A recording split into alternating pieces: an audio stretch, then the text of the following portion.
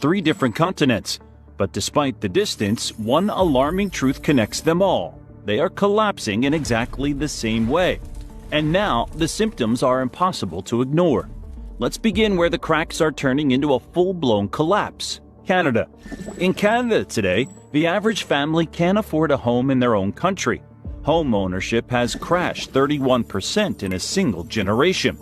Compounding this issue, foreign buyers now hold a significant stake in the Canadian property market, owning up to 13% of it, more than at any point in history. But Canada isn't alone. In Britain, the foundation of the middle class has been gutted. Manufacturing jobs gone, down 46% since 1990. And what did families get in return? The highest tax burden since World War II, all while public services fell apart. But this isn't just a British problem. Across the world, Australia is living the same nightmare, only deeper. There, a quiet takeover is underway. Foreign corporations now control 80% of the country's critical resources. And the dream of home ownership? Dead on arrival. Housing prices have soared by 500%, while wages crawled just 80%. Young Australians are being priced out of their future in their own country. And this pattern across continents, across governments, is no accident. This isn't just failure. It's not bad luck. It's called managed decline, and it's happening by design. And if you're watching this thinking it can't happen here, you need to pay attention, because these 3 nations are the test cases for what's already occurring throughout the Western world. What you're about to learn in this video will completely change how you understand what's happening to these once powerful nations, and why everyone should be deeply concerned about what comes next. The evidence is hiding in plain sight. Government documents, insider testimonies, and statistical patterns reveal a blueprint that's been quietly unfolding for decades. And once you see it, you can't unsee it. Most people have no idea that the collapse of these 3 nations follows a familiar historical pattern. Every empire throughout history has fallen in a similar way, from the inside out. Take ancient Rome. Most think it fell to barbarian invasions, but Rome's real decline began internally, through economic inequality that mirror what's happening across Canada, the UK, and Australia right now. By the 2nd century AD, as Rome's expansion slowed, the wealthy elite created massive estates worked by imported labor. This destroyed local Roman farmers, the backbone of the Republic, who were crushed by debt and displacement. Sound familiar? It should. It's the exact same pattern unfolding today. When Roman reformers tried addressing these inequalities, they were eliminated. The elites chose to get rid of reformers rather than give up their power. A key point to remember as we look at what's happening in these modern nations. Just as Rome faced demographic collapse in its final years, these 3 nations are experiencing unprecedented population shifts. Despite Canada importing over 480,000 migrants in 2024 alone, its fertility rate has plummeted to just 1.48 children per woman, far below the replacement level. The UK's fertility rate has crashed to 1.44, while Australia's sits at 1.5. These countries aren't growing naturally, they're being artificially repopulated while their middle classes vanish, exactly as Rome's did before its fall. Managed decline might sound like boring corporate jargon, but it represents one of the most dangerous concepts in modern governance.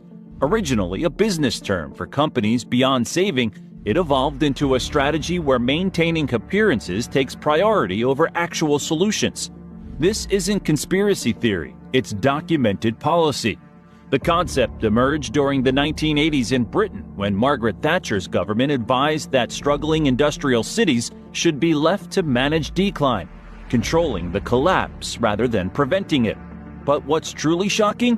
This localized strategy has now been scaled up to the national level across Canada, the UK, and Australia, and the evidence isn't hidden. It's being announced openly. Don't believe it?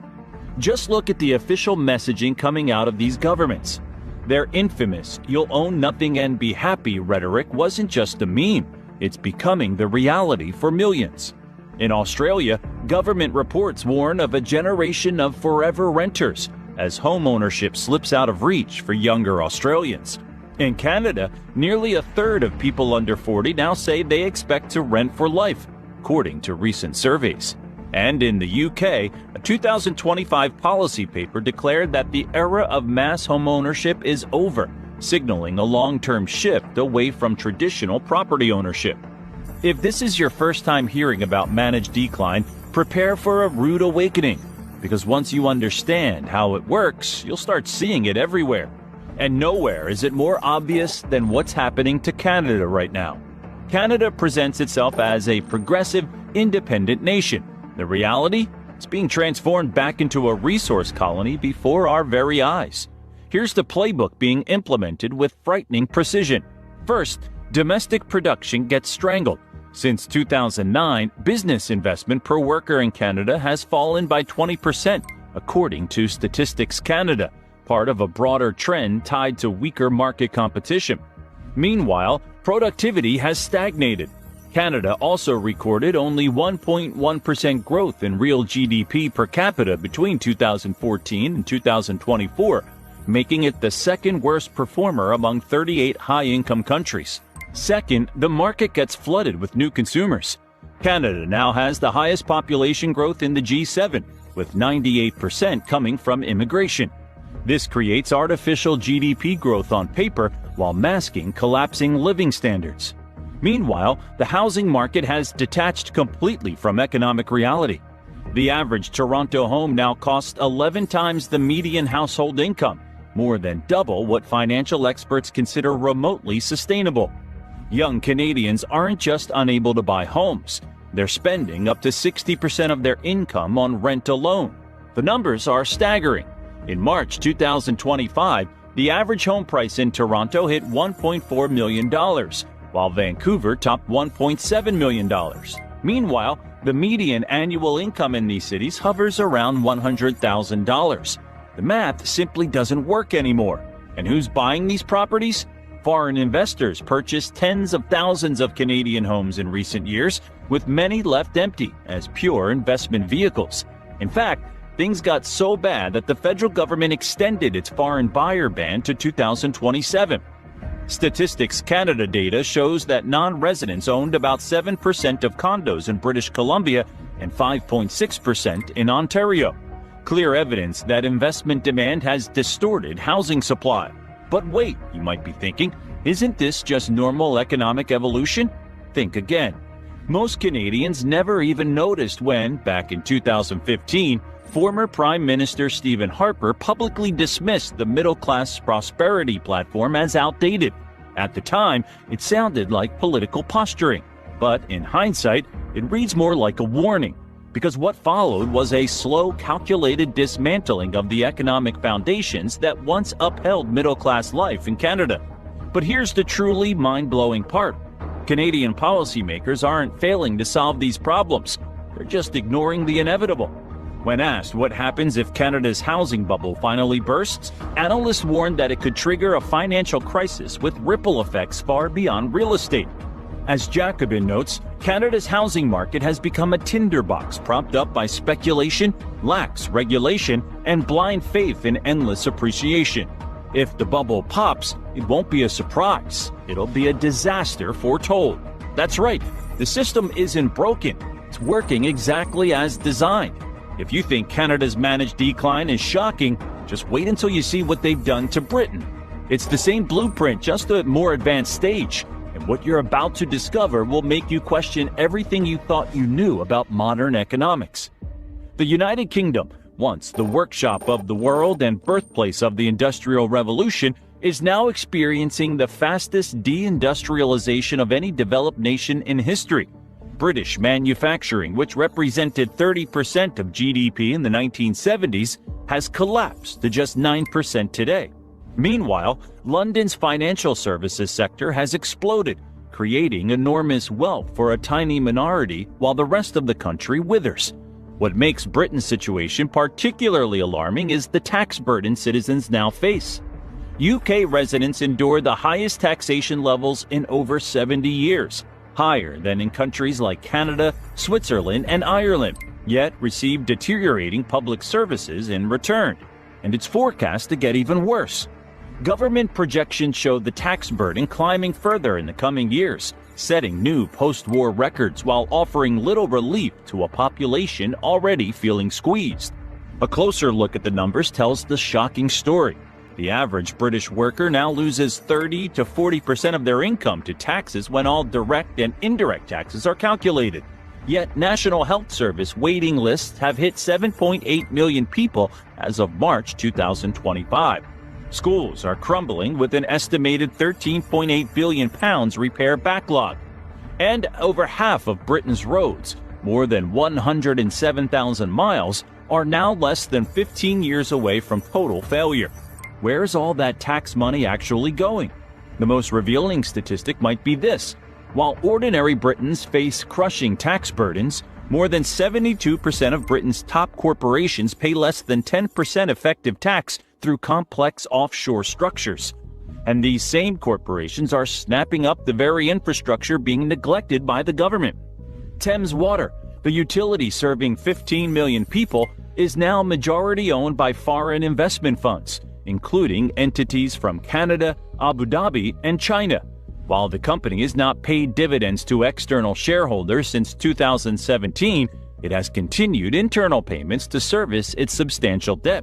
Across England, water companies are projected to distribute £14.7 billion in dividends by 2030, even as customers face increasing bills to fund essential infrastructure repairs and address sewage pollution. But the most terrifying part of Britain's managed decline? The erasure of property ownership. Home ownership among Britons under 35 has plummeted from 65% in 1996 to just 28% today.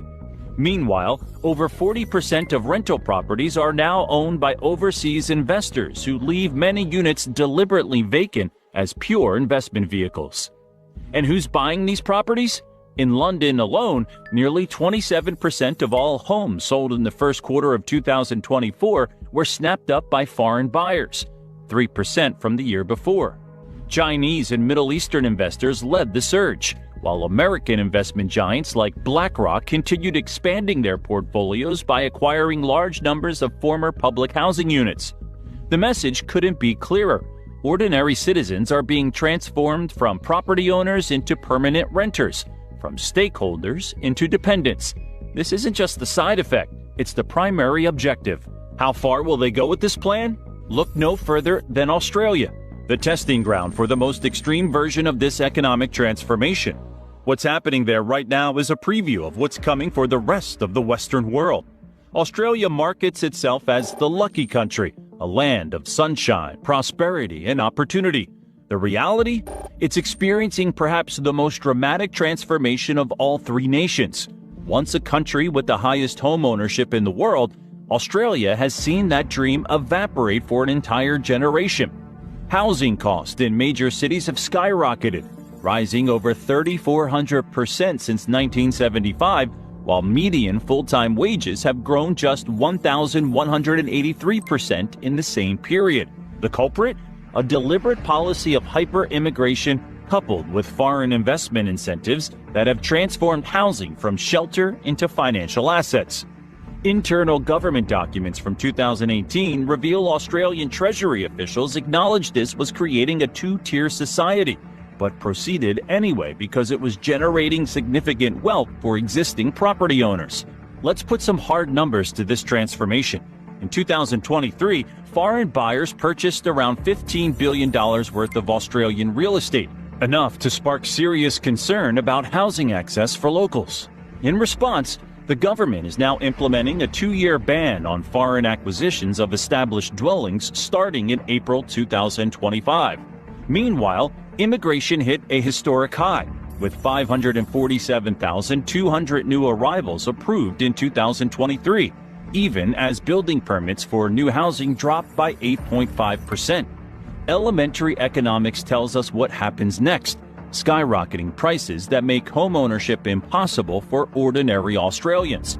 In Sydney, the median home now costs 15.3 times the median annual household income, officially making it more unaffordable than even notoriously expensive San Francisco or New York.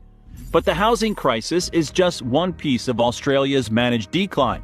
The country's natural resources, once considered the birthright of all Australians, have been systematically sold off to foreign interests. Over 86% of Australia's mining industry is now foreign-owned, with China controlling the majority stake in key sectors. Over the past 2 decades, Sydney's population has surged by nearly 40%, reaching approximately 5.56 million in 2024. This rapid growth has outpaced infrastructure development, leading to significant strain on the city's transportation systems. Consequently, Sydney now ranks among the most congested cities in Australia, with drivers spending an average of 51 hours annually stuck in traffic. At this point, you're probably wondering, if this decline is so obvious, why aren't citizens in these countries rising up in protest?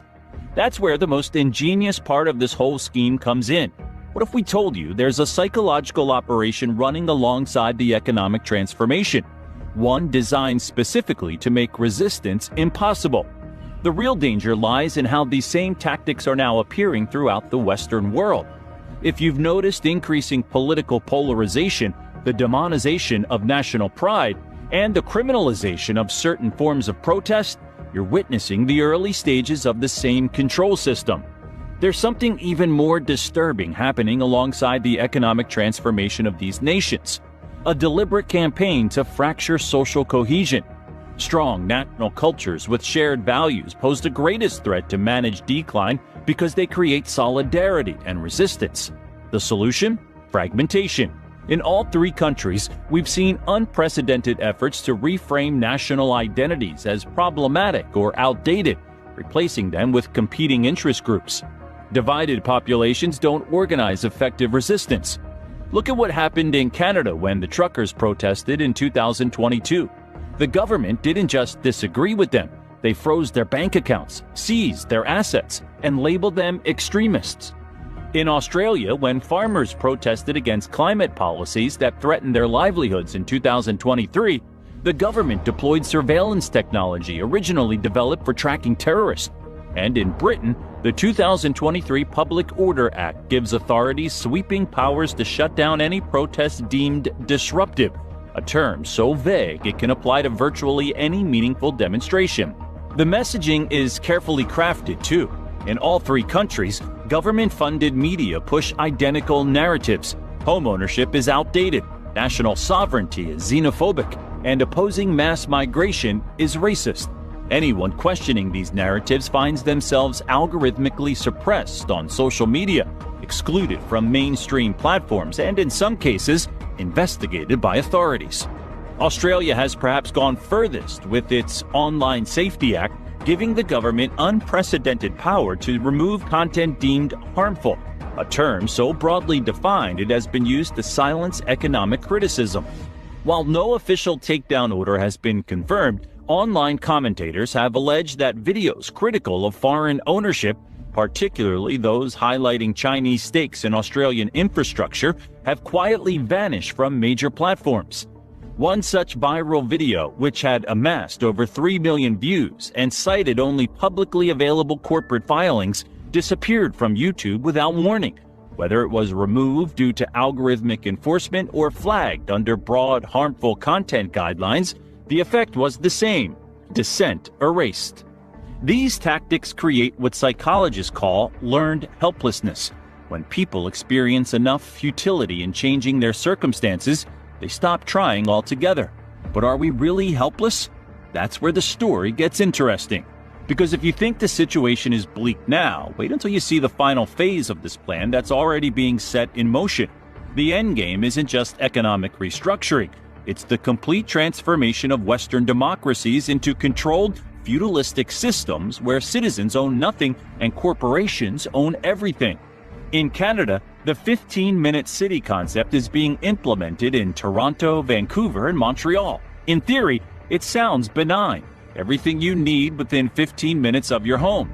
But in practice, it's about restricting movement and monitoring citizens. Toronto's pilot program already includes climate permits, limiting car usage to certain days of the week. In the UK, the Bank of England launched a CBDC pilot program in January 2025. with plans for full implementation by 2026. These central bank digital currencies will give governments unprecedented control over how and where you can spend your money.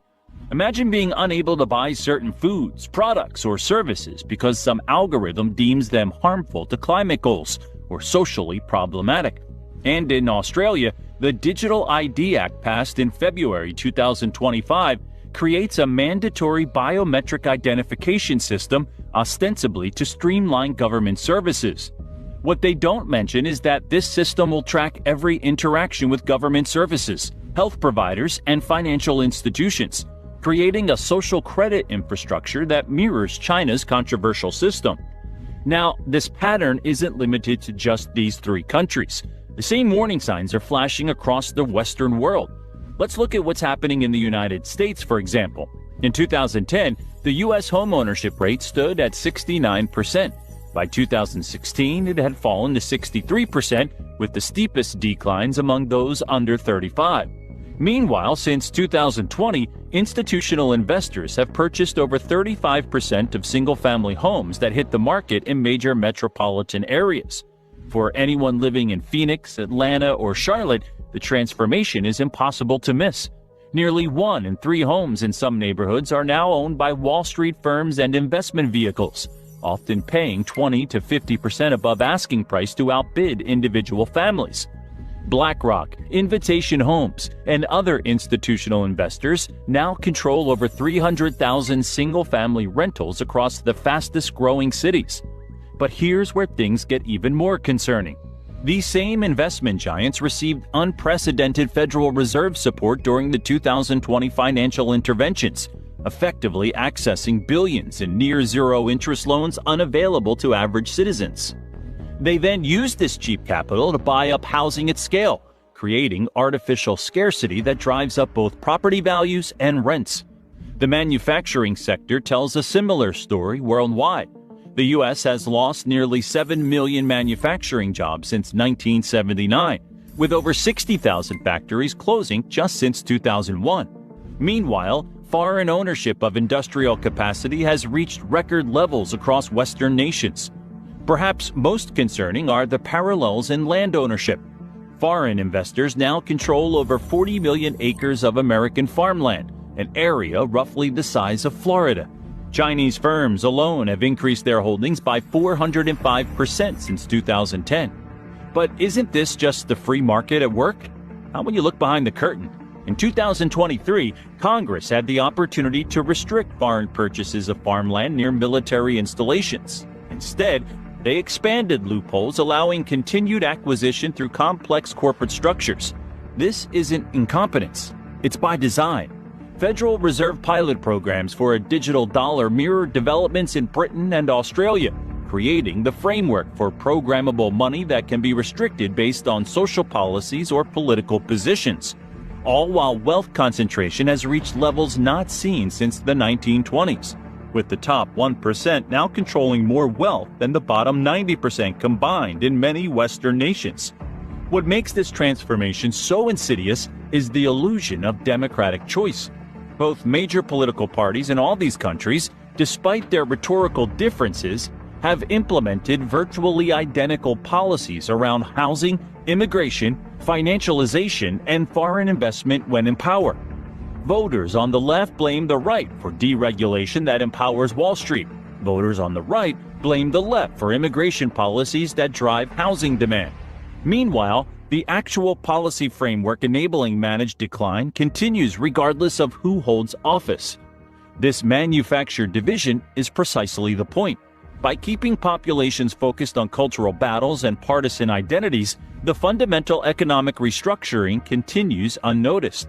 As the Roman poet Juvenal observed 2,000 years ago, give them bread and circuses and they will never revolt. Swiss economist Ernst Wolff offers a compelling explanation for what we're witnessing globally.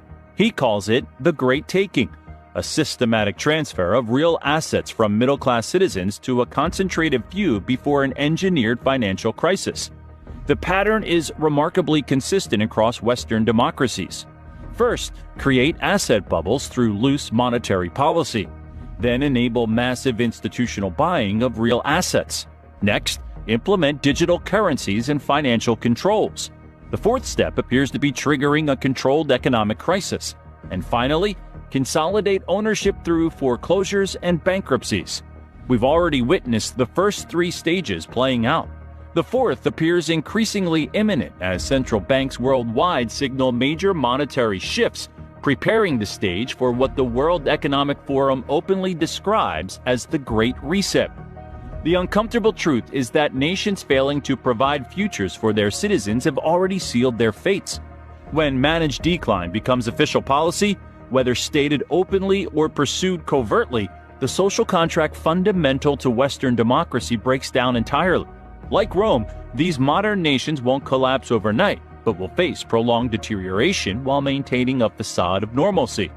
The signs are already unmistakable throughout the Western world: declining birth rates, exodus of talent, and erosion of social cohesion. This isn't just about faraway countries. It's a global pattern affecting people everywhere. When major investment firms purchase entire neighborhoods, when manufacturing jobs vanish despite campaign promises, when foreign entities buy up farmland and critical infrastructure, you're seeing managed decline in action. The question isn't whether Canada, the UK, and Australia can recover their former prosperity.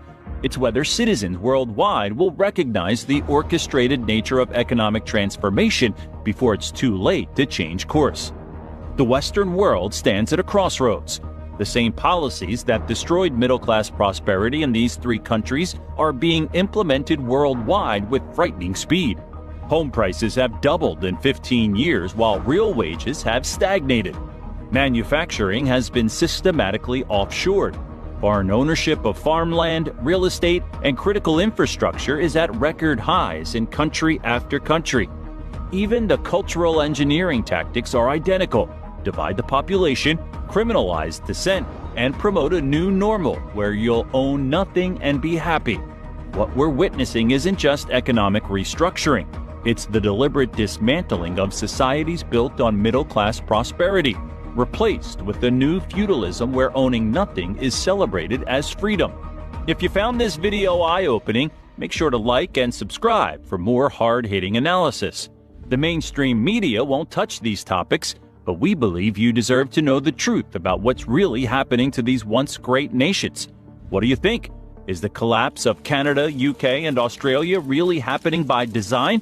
Or is this just coincidence? Let us know your thoughts in the comments below.